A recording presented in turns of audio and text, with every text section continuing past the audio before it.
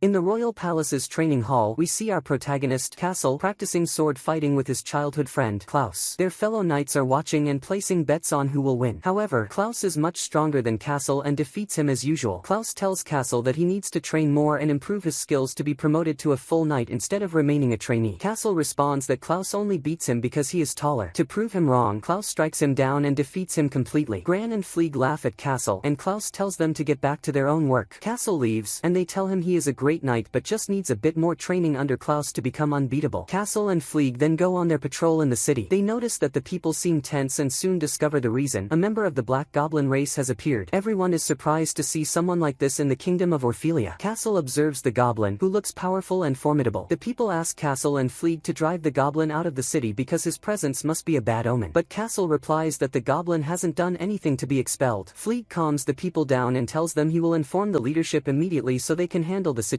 Castle then goes to rest and meets his childhood friend, Fry, who is buying apples from the market. Castle calls out to her, and they sit together, reminiscing about old times while eating apples. Fry worries about him, but he reassures her that he is fine since Klaus is with him and watching out for him. Fry tells him that he needs to train seriously as well so he can finish his training and become an excellent knight. The scene then shifts to the princess of the kingdom walking in the royal palace. She sees the royal advisor entering the king's chamber, where the king is shown to be ill and unable to move. The advisor informs the king that the scouting team has discovered monsters in the king's forest. The king immediately orders the advisor to eliminate the monsters before they pose a threat to the kingdom. At that moment, a nobleman arrives at the palace accompanied by the Black Goblin. The guards are surprised, but they allow the goblin to enter because he is with the nobleman. The noble and the goblin then attend the meeting the advisor has called with the nobles to discuss how to handle the monsters. The nobleman, Moriham, suggests hiring the special black carriage squad led by Rihei to investigate the situation in the forest instead of risking the knights. However, the nobles reject the idea as the kingdom of Orphelia has long been in conflict with the Black Goblins,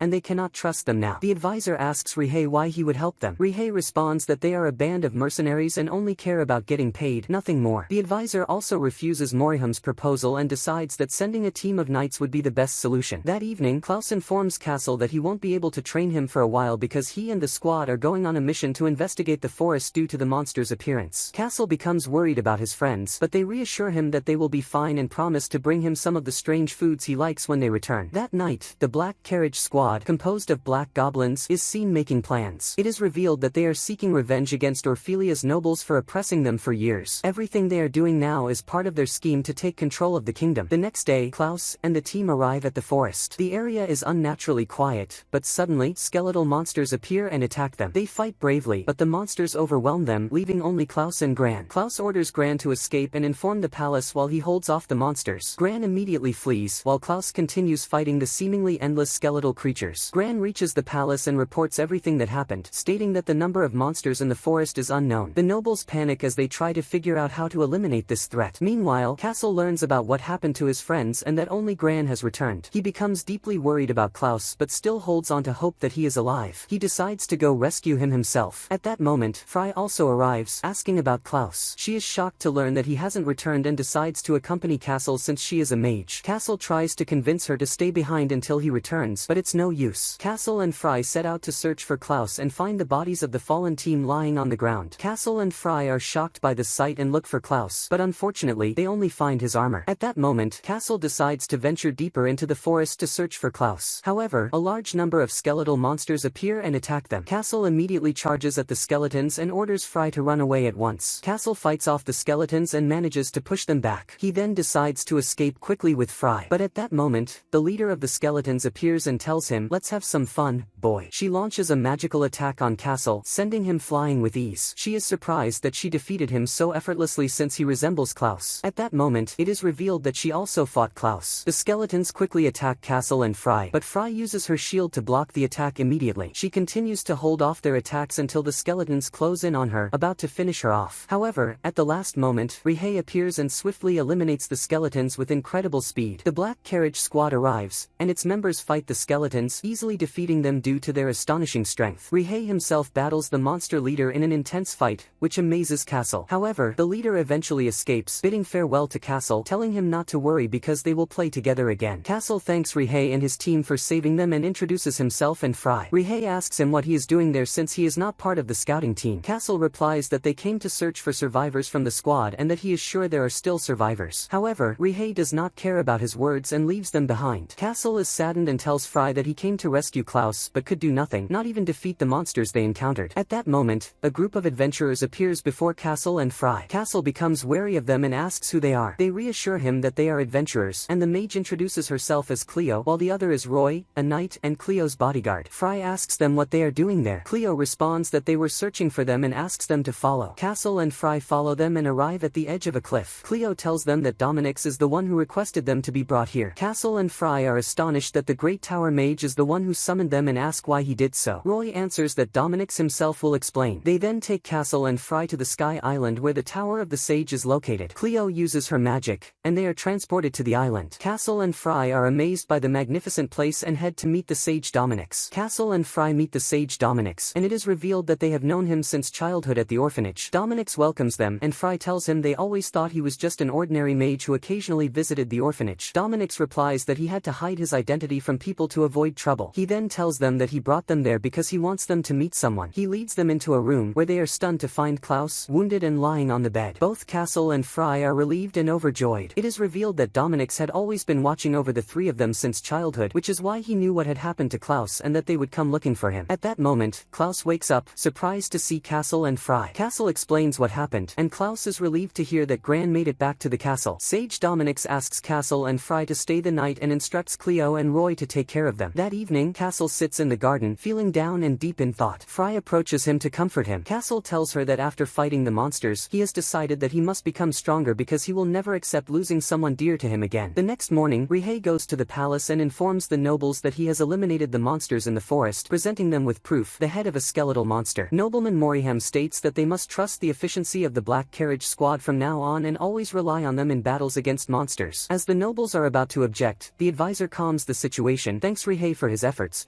and asks him to leave and remove the monster's head from public view. It is then revealed that the vile nobleman Moriham is also involved with the Black Goblins in their plan to take control of the kingdom and seize the position of royal advisor. The following morning, Sage Dominix summons Castle and Fry. Dominix asks Castle if his mother ever told him anything about his father. Castle replies that she did not. Dominix then tells him that he was the one who asked her to keep it a secret. He then reveals to Castle that he is the son of King Kyle, the heroic king who fought the monster king, Lord of Darkness Engmund, and defeated him 100 years ago. Castle and Fry are both stunned. Dominix tells Castle that he is now worthy of inheriting the great sword of the hero and assures him that he believes he is capable of handling this responsibility. However, Castle is in shock and tells him that he must be lying. How could his father be King Kyle, who died 100 years ago, when his mother also died long ago in a monster attack? The sage replies that he will tell him everything and that the story began 100 years ago when King Kyle was still alive. At that time, he was the crown prince of the kingdom and an exceptionally skilled knight, even more skilled than the Black Goblins. We see the prince training with a black goblin named Elia, who is his instructor. She praises his training and how skilled he has become. Dominix arrives, pleased with their progress, and tells them to rest, then takes them to have a meal. It is revealed that Elia and Kyle are very close friends, and she scolds him for sneaking into the city all the time to see how the people live, what they eat, and what they drink. She tells him that he would never understand his people's struggles from inside the palace and that, as a member of the royal family, he must fulfill his duty to them. It is revealed that Kyle was always curious about the lives of the city's people and loved to explore them. It is also revealed that Elia is his half-sister and that she constantly worried about him, which is why she always argued with him about sneaking out. We see Kyle with Dominix in the study, where Kyle asks Dominix why there is poverty among the people despite the kingdom being in a time of peace. Dominix replies that the war between the nations lasted for a long time, which cost them a great deal of money. Furthermore, many families lost their breadwinners in battle. It is revealed that King Kyle continued striving and working hard to improve the kingdom. Over time, he married Queen Arlette, Castle's mother. Dominix tells Castle that Queen Arlette is his mother. Everyone is astonished and speechless at the story Dominix is telling. Fry asks how Castle's mother was alive 100 years ago. Dominix replies that he will explain that later. He continues by saying that Kyle and Arlette lived happily until they were forced apart. The nobles separated them because Arlette was an obstacle to the political marriage they had arranged for King Kyle. From that moment on, Kyle was trapped in misery. Moreover, monsters began to appear and attack the kingdom. At that time, Kyle and the knights went out to fight the monsters and defeated them. Meanwhile, King Median I, Kyle's father, passed away, making Kyle the sole ruler ruler of the kingdom. Kyle then worked on raising the morale of Orphelia's army and met the fairy leader, Lauren, and the goblin leader, Ayatollah, forming an alliance with them to defeat the monsters. The battle began, but the monsters had the advantage in numbers over the human army. Eventually, Kyle found Arlette in one of the war shelters, and she was pregnant with Castle at the time. Kyle was overjoyed and told her that if it were a boy, they would name him Castle. Later, the Great Lua appeared and bestowed upon King Kyle the legendary sword, Aya, so he could fight the Dark Lord Angmund and save the world from his evil. Kyle then gathered the army leaders and informed them that once the Red Moon appeared, the Monster King would emerge to destroy the world, but he would use the legendary sword to defeat him. At the same time, Elia dedicated herself to studying arcane magic. Back in the present, Dominix continues his story, but Fry and Klaus interrupt him, saying that Fry once tried to create a false holy sword and was condemned for it. Dominix confirms that this is true and that the people saw Elia's actions as a challenge to the will of the Great Lua. Fry then asks why Elia would even attempt to create a false holy sword. Dominix explains that Elia was merely trying to fulfill her promise to Kyle. That is why she continued studying magic until the day the Dark Lord appeared. Elia rushed to aid Kyle, but unfortunately, she was slain by the Dark Lord on her way to him. At that time, Kyle and his comrades fought King Angmund. However, after the battle, both King Kyle and King Angmund disappeared, leaving only the legendary sword Aya behind. With that, peace returned to the world once more, and this was the story of King Kyle, Castle's father. Castle and his friends are astonished by the story of his father, who sacrificed himself to save the world. Dominix then reveals that the rest of King Kyle's comrades sealed the legendary sword afterward, with each one of them holding a part of the key to its seal. He also tells them that the Black Goblins were exiled from the kingdom at that time because of Elia's condemnation for forging a false sword. The scene shifts to the Black Carriage Squad. One of their members, Tam, returns with food for the team. They ask if he faced any problems with the merchants, but he reassures them that the traders treated him well as soon as he mentioned Noble Moriham's name. Tam then distributes the food, and they begin their meal. They then talk about life during King Kyle's reign when they lived peacefully in the kingdom. However, that was over 100 years ago. One of them remarks that everything changed after what happened with Elia. It is revealed that Rihei is greatly disturbed by the mere mention of her name and states that it is the truth. Elia is the reason for the goblins' oppression. Time passes, and Tam asks Rihei about the story he once told him about Elia. He wonders if Elia ever considered that her actions would bring harm to all the Black Goblins. Rihei asks why he is asking this. Tam replies that he wishes he could go back in time to save his parents and siblings from being killed. He wishes he could return to strike Elia and make her see reason. Rihei responds that there is no way to turn back time and that what Elia did no longer matters. What matters now is that they were oppressed in Orphelia, their blood was spilled, and so they must take their revenge on the kingdom. The story returns to the group as they sit with Dominix. Castle asks Dominix to tell him more about his mother and what she had been doing for the past 100 years after the war. Dominix explains that they had tried using the legendary sword many times over the years, but no one could wield it properly. That is when they realized that only its rightful heirs, those who carried the blood of King Kyle, could wield it. Since they feared the return of the Monster King, they placed Arlette in a deep slumber for 100 years so that when the Monster King reappeared, he would find the sword's heir. Castle is shocked by what he hears. Dominix tells him that as soon as she awoke, she gave birth. At that time, monsters attacked the village and killed her. Since both of Castle's parents had died, Dominix sent him to the orphanage. Everyone is stunned by his words, and Fry says that his visits to them in the past were not just random. Dominix replies that he had been watching over their growth the entire time. Dominix then tells Castle that the Monster King's return is near and that no one knows exactly what kind of damage he suffered, meaning there is a possibility he could return. Furthermore, the reappearance of monsters is certainly not a good sign. Kyle agrees to prepare for the coming war to protect his loved ones. He asks Dominix where he can find the legendary sword. Dominix replies that the sword's seal must be broken first, and to do that he must meet Lauren, the great sage of the forest. Dominix tells them that he wanted to accompany them on their journey, but unfortunately he cannot leave the tower. He then calls upon Cleo and Roy and asks them to go with Castle and Fry on their new adventure. Castle and Fry go to inform Klaus of what happened and that they must leave to find the legendary sword and break its seal. They bid him farewell and set out the next morning, with Cleo eagerly excited for the new adventure. Castle and the team reach the borders of Eldora Forest. Cleo feels bored because she wanted to visit better cities. Fry tells her that Eldora Forest is also a great forest and not just anyone can enter it so easily. However, Cleo remains unconvinced. Suddenly, a group of skeletal monsters appears and attacks them immediately. Castle tries to fend them off, but Cleo stops him, telling him to leave this to Roy. Roy charges in with all his strength, displaying incredible skill as he defeats all the monsters in seconds. Unfortunately, another wave of monsters appears and attacks them again. The team is caught off guard when powerful arrows shoot from deep within the forest, forest, striking the skeletons and eliminating them. They see that it is an elf who was sent by the great Lauren to guide them to her. However, the elf does not accept humans at all and holds clear hostility toward them. Castle and his team have no choice but to follow her. They are amazed by the strange sights and astonishing creatures in the forest. Over time, Castle grows concerned and asks the elf who she is exactly and where the great Lauren is. She introduces herself as Celine, the princess of the elves, and says that the great Lauren sent her to guide them. They continue their journey quickly, but Castle and his team get separated from Celine and become lost in the forest. At that moment, they encounter a tree spirit named Chibi. He is small, adorable, and loves to play. Chibi leads them to the princess. Meanwhile, the princess is searching for them in the forest, but Chibi appears before her, bringing Castle and his friends with him. Celine asks Chibi why he is there and thanks him for guiding them to her. Chibi wants to stay with Castle and his friends, but Celine tells him that humans are dangerous and that he must stay away from them. However, Chibi refuses and continues the journey with them. Cleo is delighted with him and plays with him. As night begins to fall, they decide to camp in the forest for the night. That evening, Castle spars with Chibi, teaching him how to fight. Chibi is extremely happy. Celine is surprised at how well they get along. When Castle becomes tired and decides to rest, Chibi continues playing with Cleo. Celine tells Castle that Chibi has become very fond of him and that he must see something in him that they do not. She then asks him who he really is. Castle replies that he is no one, just someone who wants to become stronger so he can protect those dear to him. That is why he must meet the great Lauren to obtain power. Celine then gets up to patrol the area while the others rest. Suddenly, a strange disturbance occurs in the forest, and they find that the tree spirits have become extremely aggressive. They do not understand why until they spot a monstrous creature lurking deep within the forest. The creature attacks and kills a tree spirit. Chibi becomes enraged, determined to avenge his fellow tree spirits. He charges at the monster. Castle tries to stop him, but it is no use. The monster grabs Chibi. The team tries to rescue him, but their efforts are in vain, and soon the monster captures Castle as well. The monster prepares to devour Castle. In a desperate move, Chibi throws his wooden sword at the creature, striking it hard and saving Castle. However, the monster becomes furious and completely destroys Chibi. Everyone is in shock. Castle is consumed by rage and repeatedly strikes the monster, cutting it down completely. He continues to slash at it relentlessly until Celine stops him and calms him down, telling him that he has done enough to avenge Chibi. After a few minutes, Castle calms down and his friends rest. Lauren arrives and thanks him and his companions for saving the forest from the monster. Castle replies that there is no need for thanks since he couldn't save Chibi. She explains to him that Chibi was the most curious being in the forest and that he is surely happy now because of his journey with them. She then asks him why he has come to the forest. Castle replies that he needs the power of the legendary sword, which is why he has come to ask her to break the seal. Celine is shocked to learn that Castle is the heir to the legendary sword, but Lauren responds that she cannot break the seal just yet. The group is stunned, and Cleo tells her that they traveled all this way because Dominic's told them that she was the one who could unseal it. Lauren explains that if Castle is truly the heir, then the moment the seal is broken, the sword's power will surge within him. This power is immense, and if he is not ready for it, it could destroy his body and soul. She asks him if he is prepared for this power. Castle replies that nothing matters to him except protecting those dear to him. Lauren tells them to rest for the night and that they will discuss it tomorrow. Celine takes them to their rooms, but Fry asks her to show them Chibi's favorite place so they can bury his core there. Celine takes them to the spot where Chibi always played, and they bury his core there. As the friends rest in their rooms, Castle slips away and goes outside. Lauren asks Celine for her opinion on Castle and whether she thinks he is worthy of the legendary sword's power. Celine hesitates, recalling Castle's actions and his anger during the battle. She replies that she is unsure. Lauren smiles and gives her time to think until the morning. Celine walks away and finds Castle sitting by Chibi's grave, deeply saddened, apologizing for not being able to protect him. He promises that he will become stronger and protect everyone. Celine is moved by the sight. At that moment, a small bud begins to grow from Chibi's core. Castle is confused, but Celine approaches him and explains that it is natural for a sprout to emerge after the death of plant spirits. However, it is unusual for it to appear so quickly, which means that Chibi is surely doing this to bring them happiness. Castle thanks Chibi and promises him that he will grow stronger. The next morning, the group meets with Lauren again. She asks Celine for her decision. The group is confused and doesn't understand what decision she means. Celine replies that until today, she always believed that humans were a destructive race that threatened all forms of life in the forest. However, that belief changed, though not completely, when she met Castle and his friends. They defended the forest against demons without thinking of themselves or the danger they faced. Because of that, she now believes that Castle is truly worthy of the legendary sword's power. Castle and his friends are thrilled by Celine's words, and Castle thanks her. At that moment, Lauren smiles and decides to use her magic to break the seal. She does so, and everyone is astonished by the dazzling sight. Cleo becomes excited and asks Castle if he feels an incredible surge of power within him or if anything has changed. Castle replies that nothing has happened and that everything feels normal. Lauren tells him not to be impatient, saying that he will soon discover and feel the power within him. She then informs them that 2 seals remain before the sword can be fully freed. The second seal is held by Ayatollah, the goblin leader, in the Ogria Mountains. The third seal is much farther away, in the possession of Pavel, in the Mountain of the Frozen Winds. The group becomes excited about their next journey and quickly prepares to set out. However, a sudden warning spreads through the forest about the presence of another monster. The group rushes out and is shocked to find that the monster they killed is alive again. Celine explains that certain monsters have the ability to leave behind seeds in the soil before they die, allowing them to return to life. Celine prepares to attack the monster with her arrows, but Lauren stops her, telling her to just watch this time. Castle, filled with rage, charges at the monster with full force, with Roy assisting him. The group is stunned by Castle's astonishing strength as he defeats the monster in mere seconds. Lauren and Celine thank Castle once again for saving the forest. They bid farewell to the group as Castle and his friends embark on their journey. The scene shifts to Noble Moriham, who is sitting with Rihei as they plan their next move in their scheme to take over the kingdom. Moriham tells Rihei that they have now become heroes in the eyes of the townspeople and that he is close to receiving the title of knight. He adds that the other nobles are now begging him to send the Black Carriage Squad to eliminate the monsters in the king's forest. He states that they will surely agree to his request, ensuring that the nobles remain indebted to them forever. Back in the forest, Lauren and Celine are returning home when Lauren notices that Celine is very concerned about Castle and his friends. She asks her if it wouldn't have been better for her to go with them. Celine becomes flustered and replies that her main duty is to protect the forest from any danger. Lauren smiles and tells her, yes, of course. Castle and his friends continue their journey toward their new destination, the Ogria Mountains, which are still very far from where they are now. Roy suggests that they gather as much information as possible while traveling to their destination. The group agrees with his suggestion and decides to keep the fact that Castle is the heir to the legendary sword a secret from everyone. At that moment, the monster leader appears before them. The group is stunned by her sudden presence. She greets Castle. Castle tells her to get out of their way, but she uses her incredible magic and attacks them. Castle and his friends fight back against the attack. She then strikes again with her powerful claws, but Castle blocks her attack. She notices the power of the legendary sword within Castle and asks him where he got this strength from. As usual, Cleo slips up and blurts out that he is the son of King Kyle. The monster leader suddenly understands the situation and pauses for a moment. She tells Castle that the legendary sword is nothing more than a curse from the great Lua and that he, too, will forever be in Lua's grasp. She then uses her magic and vanishes from the area, leaving Castle feeling uneasy and confused about what she meant. The group continues their journey and arrives at the first town along their path. Cleo is very excited to visit the town. They enter the marketplace and are amazed by all the delicious food and fascinating goods. Cleo recklessly spends all her money on food, and they are also surprised by Castle's strange eating habits, such as grilled spider. Everyone enjoys the food. Cleo then suggests visiting the best place to admire the town's scenery, Crowl Fountain. However, Roy refuses, saying they don't have time for such things and must keep moving quickly. Castle agrees with him. Cleo keeps trying to convince them until they finally give in and decide to stay in the town for the night. Unfortunately, Cleo has spent all their money recklessly, leaving them with no funds to pay for a place to stay. They try to think of a solution to their problem. Fry tells them that it looks like they'll have to sleep outside tonight. Cleo protests, saying she wants to sleep in a comfortable bed. Everyone gets annoyed with her, and Roy tells her she has no right to complain. Cleo reassures them that they'll surely find work to earn some money and rent a room for the night. She rushes off to find jobs for everyone. She manages to find a place willing to hire them, telling the group that the owner will pay them for their work and also let them stay in an empty room. Cleo will work in the kitchen, Roy will be a waiter, Fry will prepare tea, and Castle will be in charge of security and chopping firewood. Everyone starts working. In the kitchen, Cleo prepares food and uses her magic to ignite the fire. The other cooks are amazed that she is a mage and ask her to show them some of her magical abilities. As usual, Cleo gets carried away and shows off, using her fire magic again. However, this time, her power increases slightly and she becomes too excited, nearly setting the place on fire. That evening, they find themselves fired from their jobs and sit by the fountain. Cleo is very upset. Roy tells her that she needs to think carefully about her actions because she is a genius with a bright future in the Tower of the Sage. She must prepare herself properly. The problem is that she knows nothing about the outside world, and because of her nature, she can be extremely reckless. Castle asks Roy what she has done before. Roy replies that she once set an entire building on fire, though luckily, no one was harmed. Dominic's later said he had discovered a new way for Cleo to properly harness her abilities. The next morning, Castle wakes up, and Fry hands him a letter from Roy, saying that he has gone to look for work to earn money so they can continue their journey. However, they soon realize that Cleo is also missing. At that moment, Cleo appears and excitedly tells them that she has found a suitable job for making money at a restaurant on the outskirts of town run by a woman named Wolf. Meanwhile, Roy searches for someone but is unable to find them. He then decides to sell his dagger in exchange for money. Castle and his friends head to the restaurant on the outskirts. However, the place is old, run run down and in complete disrepair. They meet the frightening owner of the establishment and immediately begin working, exhausting themselves in the process. They successfully clean up the place and restore it to look as good as new. After finishing their work, they take a break, and Lady Wolf serves them food, as they must be hungry by now. They thank her and find the meal delicious. Everyone is happy, and Lady Wolf tells them that it has been a long time since she last cooked because her restaurant is in the outskirts, so she has no customers. Castle suggests that she promote her restaurant, but she replies that she is satisfied with the way things are because she cooks using charcoal, which means she wouldn't be able to cook for many people at once. That evening, Cleo sits outside, reminiscing about her mother and what she used to say to her. At that moment, a large number of monsters appear, heading toward the restaurant. The group prepares for battle. Castle and Cleo rush out to fight the monsters, taking down as many as they can. However, the monsters' numbers are overwhelming, and they break into the building. Fry quickly helps Lady Wolf escape and tells her to run. At that moment, Lady Wolf decides to help Cleo in the fight, distracting the monster. The monster turns toward her, and just as Cleo is about to use her magic to defeat it, she remembers what happened last time because of her magic and hesitates, refusing to use it. She struggles to fight the monsters without her magic. Her friends, along with Lady Wolf, encourage her to use her magic and finish off the monsters. Cleo finally regains her confidence and uses her magic to save her friends, unleashing a spectacular magical attack that eliminates all the monsters. Everyone is overjoyed. Roy arrives shortly after and tells them that he has secured money for them. Cleo immediately rushes over to take it, but Fry snatches it away, saying that she will be in charge of their finances this time. The next morning, they bid farewell to Lady Wolf and continue their journey. Back in the kingdom, the Black Carriage Squad fiercely eliminates the monsters in the king's forest, performing exceptionally well. Rihei delivers the report to Noble Moriham, confirming that the mission was successfully completed. Moriham then informs him that Noble Bell wants to meet him to discuss important matters. Rihei is surprised and asks, "With me?" Moriham replies that Bell is currently with the astrologer because the kingdom will soon launch an official campaign to purge the demons. This would surely benefit Rihei, allowing him to display his full strength. On his way to meet Bell, Rihei overhears the princess talking to the astrologer about the day the Monster King will appear. She refers to it as the terrifying day that will haunt humanity. Bell is frustrated because this time, the Monster King will return, but there will be no legendary sword or King Kyle. The princess reassures him that the Knights of Orphelia will protect the kingdom in place of her father. Rihei then presents himself to them and states that he heard they wanted to speak with him. Bell replies that he wants him to meet the princess, who is the supreme commander of the Knight Corps. The princess introduces herself and tells him that she has heard about the Black Carriage Squad's achievements. Because of this, she wants them to join the Knight Corps. Rihei agrees, saying it would be an honor for them. She informs him that there will be an important meeting tomorrow and asks him to attend. Rihei returns home and informs the squad that they will be joining the Knights. Everyone is delighted by their major progress, but Tam is displeased. He asks, "Have you all forgotten our goal? We need to take control of the kingdom." One of the team members reassures him, saying, "Don't worry, joining them will make it easier for us to deceive them and take over even faster." Rihei instructs them to be cautious with their actions and avoid causing any trouble in the city, no matter what. The next morning, Rihei attends the meeting. However, some nobles disapprove of Rihei and his squad joining the Knights. The princess defends the Black Carriage Squad, stating that they have nothing to do with Elias' crime. Everyone welcomes them except for Ziero, who is consumed with rage and insists on causing trouble for Rihei and his comrades. Ziero persists in insulting Rihei, but Rihei responds in kind, further fueling Ziero's anger. The meeting continues, and the princess asks her vice commander, Demia, to share the latest updates. Demia informs them that a large number of monsters are approaching the Elven Forest. The princess asks Rihei for his opinion on the situation and what solution he suggests. Rihei responds that they should send scouts first to assess the situation thoroughly. However, at the same time, the Knight divisions must be reorganized to defend the roads and villages surrounding the kingdom, otherwise, they would only be defending themselves. The princess is impressed by Rihei's words, which angers Ziero even more. Ziero rushes to his father, the noble, and the other rigid noble elders to inform them about what is happening and about the Black Carriage Squad joining the Knights. The arrogant nobles agree with Ziero that the Black Goblins should be expelled. However, they acknowledge that they still need them for now to eliminate the monsters. Ziero becomes even more frustrated, but the nobles assure him that once the monsters are gone, the Black Carriage Squad's role will end. At that point, they will expel them and eliminate them. Later, Tam and his teammate go to buy food for the squad. His teammate leaves briefly to get some drinks, so Tam continues alone, purchasing bread and other supplies. The baker hands him the bread for free, stating that the Black Carriage Squad are now the heroes of the city, saving the kingdom from the monsters. Tam is overjoyed that people now admire them. On his way back home, a group of gang members ambushes him with weapons. Tam prepares to fight back but remembers Rihei's instructions about avoiding trouble in the city. He decides to evade them instead. However, they attack him, severely injuring him. Just then, his teammate arrives, defeats them, and saves him. At that moment, a young woman rushes over, tending to Tam's wounds. His teammate then takes him home. At home, everyone checks on Tam. Rihei praises him for controlling his anger and handling the situation well. However, Rihei begins to suspect that Ziero was behind the attack. He holds back his frustration since he has no evidence. After Tam is taken to his room, the squad expresses their fury over the attack on him. Rihei goes to inform Moriham about what happened and shares his suspicions that Zero was behind it. Moriham agrees, stating that Zero is definitely responsible. However, since Zero is a candidate to become the princess's fiancé, they cannot act recklessly without solid proof. The next day, Rihei goes to meet the princess. She asks about Tam and whether he is doing well. Rihei thanks her for her concern and assures her that Tam is fine. She apologizes for what has been happening in the city. At that moment, Zero enters and tries to provoke Rihei further. Rihei ignores him and leaves, returning home. As soon as he arrives, he asks about Tam. His sister tells him that he is doing better and that Azel and Zoka are also taking care of him. At that moment, Rihei notices a strange-looking dagger in the house. He picks it up and asks where it came from. His sister tells him that it is the dagger the bandits used to attack Tam. Rihei is stunned when he sees the emblem of Zero's family on it. He becomes furious and immediately rushes out, with his sister following him. At that moment, Rihei intercepts Zero and his father's carriage. Zero steps out, shouting in anger over the sudden stop. However, the moment he sees Rihei, he freezes in terror. He tries to run, but Rihei's sister grabs him. Rihei is about to finish him off when Zero's father steps out and begs for his son's life, promising that this will never happen again. Rihei spares them and leaves. Upon returning home, Tam is happy that Rihei has avenged him. Castle and the friends continue on their way, but suddenly, a little girl appears in front of them. At that moment, Frey notices a look of despair and sadness in her eyes. The girl immediately runs away, and the friends realize that there must be a nearby village. They decide to rest there for the night. They arrive at the village and meet Hendel, the village mayor, who tells them that the building behind him used to be the village center but is now a shelter for children. Castle is surprised and asks why they turned it into a shelter. The mayor explains that monsters attacked the village some time ago, forcing everyone to flee to the shelter. The villagers are now gathering resources to rebuild their homes. Frey suggests that they help the villagers, so she goes inside and takes care of the children, making them very happy. However, she sees the sad girl again, sitting alone. Frey approaches her to talk, but the girl gets scared and runs away once more. Later, Frey learns that the girl's name is Elise and that she hasn't spoken or smiled since the monster attack. It is likely that her parents died in the attack. Frey keeps trying to reach Elise and cheer her up. She asks the friends to stay there for the night. The friends are surprised by her request, and Castle reminds her that the sooner they reach the Great Sword, the better. Frey insists on staying, so the friends agree and inform the mayor of their decision. She tells him that she wants to spend more time playing with the children. She teaches them how to make flower crowns, and Elise goes to pick some beautiful yellow flowers. But as soon as Frey gets close, Elise runs away again. Frey keeps trying to make Elise and the other children happy, but nothing seems to work. Eventually, Elise opens up to Frey and tells her that these yellow flowers were her mother's favorite. She also reveals that demons killed her mother. Frey hugs Elise, and the girl finally breaks down in tears. Frey spends time with her, helping her prepare delicious food, and Elise starts to smile and interact with the other children. The next morning, the friends prepare to leave. The villagers thank them for their help and bid them farewell. But before Frey leaves, Elise asks her to come with her. Without saying a word, she takes her to a small hut in the forest and locks her inside so that she won't leave. The friends grow worried when Frey takes too long to return. Castle goes to look for her and finds Elise in the forest. He asks her where Frey is, but Elise looks nervous. Eventually, she takes him to Frey, who is happy to see them. Suddenly, a giant monster emerges from underground, terrifying Elise. Castle prepares to fight and tells Elise to hide. He continues battling the creature while Frey watches anxiously from inside the hut. At that moment, Frey notices another monster lurking beneath the ground. She tries to warn Castle, but he doesn't hear her. She grabs a weapon, breaks the door open, and rushes to help them, protecting Elise. Castle quickly takes advantage of the situation and defeats the monsters. Frey, Castle, and Elise return to the shelter. The villagers learn what happened and celebrate their victory. The mayor thanks them sincerely and offers them food as a gift. Elise bids farewell to Frey, and the friends continue on their journey. On the way, they find a strange man standing alone. Castle approaches him to ask for directions, but he is shocked to discover that the man is a zombie. The zombie attacks, but Castle quickly eliminates him. Suddenly, a large number of zombies appear, so they quickly run towards a house, and Cleo burns all the zombies. When they reach the house, they find a man named Johan, who welcomes them inside. They thank him for his help, and Roy asks Castle about the situation and how long the zombies have been here. Johan responds that it has been this way since the monsters attacked the village. At that time, the monsters killed many villagers, but a large number managed to escape. However, some were unable to flee, including himself. He tells them that ever since then, everyone has been living in fear, locking themselves inside their homes. After a while, the monsters took the villagers with them and left the village. Later, the villagers who were supposed to be dead returned as zombies. Johan reveals that he is the only survivor left here. At that moment, Frey notices the same flowers that Eliza's mother loved inside the house. She mentions Eliza's name in front of Johan, causing him to jump in shock. He asks her, "You know my daughter? She's alive, isn't she?" Frey replies that Eliza is safe in a shelter near the village. Johan feels relieved and happy to know that his daughter is safe. He asks about her well-being, and Frey tells him that she is fine but will be even better once she knows that her father is alive as well. They urge him to go see Elise immediately. However, Johan tells them that, unfortunately, he cannot go to her yet. Everyone is surprised and asks him why, but he refuses to answer. Johan then asks them why they came to the village. Castle responds that they are on their way to Mount Ogria. Johan tells them to stay here for the night, explaining that the situation outside is very dangerous right now and they should continue their journey in the morning. The friends agree and decide to stay, but they all feel that there is something strange about Johan. At night, Castle leaves the room to observe Johan. He follows him to a hidden area inside the house and is shocked to see that Johan has a zombie woman locked up. Johan talks to her about Elise, telling her that their daughter is alive and safe. He seems to be in a strange state of delirium. Castle returns to the friends and tells them what he saw. They all gather in the main hall and confront Johan about the woman inside. Johan tells them that she is his wife. They realize that Johan cannot bear to lose his wife, so he has kept her locked up, hoping to find a cure. Roy and the friends try to bring Johan back to reality, urging him to let go of his wife, who is already gone, and to focus on his daughter, who still needs him. Johan returns to his wife and tries once again to wake her, but it is useless. This time, she suddenly awakens, breaks free, and attacks him. At the same time, the rest of the zombies attack the house from outside. The friends rush out and fight the zombies, taking down as many as possible. Johan draws his sword and finally ends his wife's suffering. The scene shifts to the kingdom the next morning, where the townspeople welcome the Black Caravan team as they return once again after defeating the monsters. They treat them as the heroes of the town. As they walk through the streets, Tam remembers the girl who helped him. He rushes to the town's baker and asks about her. The baker directs him to her location, telling him that she works at the sweets shop. Meanwhile, Rhett enters and submits his report to the leadership. Klaus welcomes him and says he wants to thank him for saving his friends from the monsters the last time they met. Rhett recalls Frey and Castle but replies that he doesn't remember them and that he isn't interested. Elsewhere, the princess checks on her father, the king. She reassures him about the kingdom and tells him that the noble Moriham is helping them through the Black Caravan team, which is composed of the Black Demons. The king is surprised and asks her about Moriham's connection to the Black Demons, warning her that this does not bode well at all. Rhett later meets the princess as she leaves the king's chamber. She tells him that she wants to speak with him about an important matter and asks her deputy, Demia, to go ahead of her. Meanwhile, Tam wanders outside the shop where the girl who helped him works. He peers through the window, but at that moment, a group of kids catches him and drags him inside to meet the girl, Shella. Shella welcomes him warmly. Back with the princess, she speaks to Castle, telling him that she must always think about the people and their well-being. She explains that the kingdom ended up in this state because, when her father was in good health, he was always occupied with wars and rarely returned to the palace. As a result, the internal affairs of the kingdom were left in the hands of the nobles, which led the country and its people to their current terrible state. She tells him that from now on, she will rely on him to help her. Later, Tam waits for Shella to finish work, and they finally meet. She asks him why he came to see her, and he replies that he came to thank her. He returns the handkerchief she used to wrap his wound. They get to know each other and become friends. That evening, Tam returns home feeling happy about the time he spent with Shella. His friends ask where he has been all this time. He replies that he was just wandering around the city, hiding the truth about his time with Shella. Rhett notices that Tam looks very happy and suspects that something is unusual. The next day, Tam goes to meet Shella again, but this time, one of his friends follows him and discovers that he is seeing her. He waits for Tam to return home and then confronts him, scolding him for meeting a human girl who is technically one of their enemies. Rhett arrives and tells Tam that what he did was reckless, but this time, he trusts him and believes that he will handle things correctly. Tam leaves them and walks away, thinking about everything that has happened. The next morning, he meets Shella again and gives her flowers as a gift. They talk for a while, and he tells her about his past, how the kingdom's knights wronged them, wiping out his entire people and his tribe unjustly. He vows to keep fighting until he makes this world free of sorrow and injustice. Then, he bids her farewell and leaves. Meanwhile, Rhett speaks with Moriham. Moriham tells him that they have made incredible progress and that Rhett's team has now become the city's heroes. Rhett responds that things will remain this way only until they finish off the monsters. But after that,